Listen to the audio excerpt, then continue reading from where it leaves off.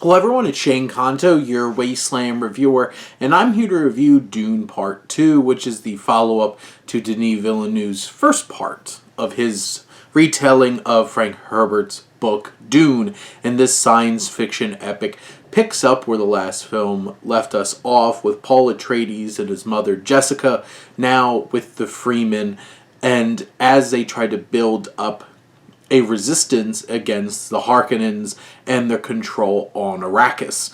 And this film, just technically, is absolutely breathtaking. Greg Fraser and Hans Zimmer are doing overtime in terms of, one, the cinematography is incredible. The scope, the scale of it, just everything about this film is gorgeous. And then you see the Harkonnens' like home planet and their black sun, and everything's in like black and white, and it's so striking. And then Hans Zimmer's score is intense, aggressive, and big. And there's moments where I was getting like emotionally overwhelmed by what feeling I had watching this in IMAX on the biggest screen possible at the Lincoln Square AMC. And just from that experience, this is breathtaking. It's very few films have been able to capture the scale and impressiveness like this one does. And Denis Villeneuve and his whole team on the technical end of things, from editing to cinematography to production design, costume design, it's just impeccable. This is probably going to be sweeping up those Oscars at next year's Academy Awards. But this film also tells such an interesting story of seeing Paul Atreides transform from this vengeful young man who's in love, as well as he builds his connection with Chani, played by Zendaya. And you have this journey that Paul goes on, and it takes you to places where you're probably not going to want to see Paul go. But it's intriguing, and it's so well told. And the evolution of Paul Atreides in this to where he needs to be at the end of this story is fascinating. It's engrossing, and I 100% bought into the love story between Paul and Chani, and just made it even more heartbreaking as the film goes on and takes you to where it needs to go. The grander story dealing with religious fanaticism led by Jessica, the new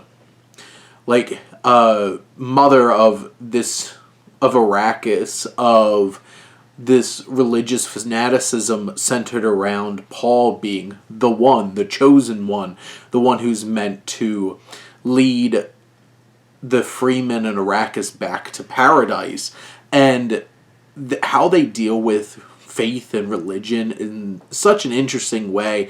It's well developed. You have these factions with Chani being very much against following this religious fervor, and Stilgar, played by Javier Bardem, who's very much the one pushing for Paul to be taken up by the Fremen as their savior. And this isn't like, hey, look, it's a white savior story. This shows the dark side of that, which there is a lot of. And this film does it in a compelling and engaging way. And you balance all of this religious fanaticism with the politicking of House Harkonnen, the Emperor, and everything else going on. The world building in this is incredible. There's so many layers. You have the Bene Gesserit, these witches that are trying to have this like fervent religious cult ruling all things here in this empire, this galactic empire. It's fascinating, and just how the story all plays out, the escalation of who Paul is and him finding out more about himself and his family history, and this conflict with the Emperor and with House Harkonnen, and incorporating the Baron and now his nephew Fade Rotha, played by Austin Butler. And just the escalation of all this it's exciting, it's compelling. The 2 hours and 47 minutes of this film, I never felt bored. I just felt so engrossed and mesmerized by not only the visual and auditory experience of it, but how this story all plays out. And it kept me on the edge of my seat to see how this was all going to play out and building to that. And it's so well told from Denis Villeneuve with his screenplay along with John Spaeth's. And this really captures the spirit of Herbert's novel, which I read years ago, but this really is impressive. And the whole cast.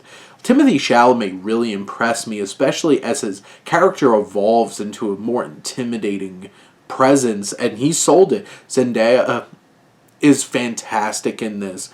There's so many emotions, her facial expressions.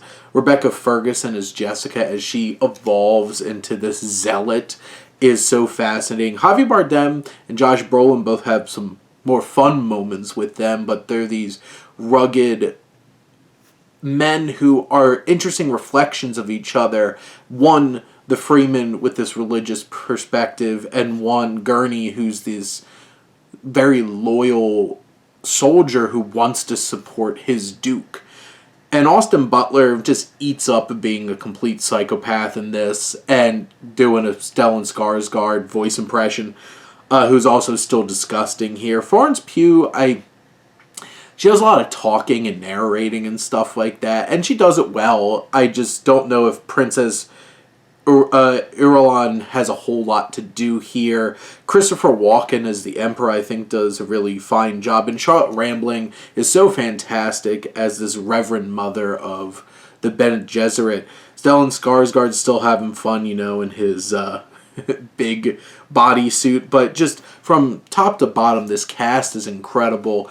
The performances are so well done and feel so real. And this story takes you, there's moments where I was, so roused in terms of just feeling what this film was trying to do. And it had me begging for more by the end. And hopefully we'll wind up getting Dune Messiah at some point. But yeah, this is incredible. This is an incredible sequel, an incredible science fiction film. And this is hard science fiction. And it's just such a compelling, engrossing, and emotionally poignant and impactful film that will leave you drained by the end. But those are my thoughts on Dune Part 2. Let me know what you think and let's talk some movies. But thank you as always for tuning in and supporting your Wasteland Reviewer.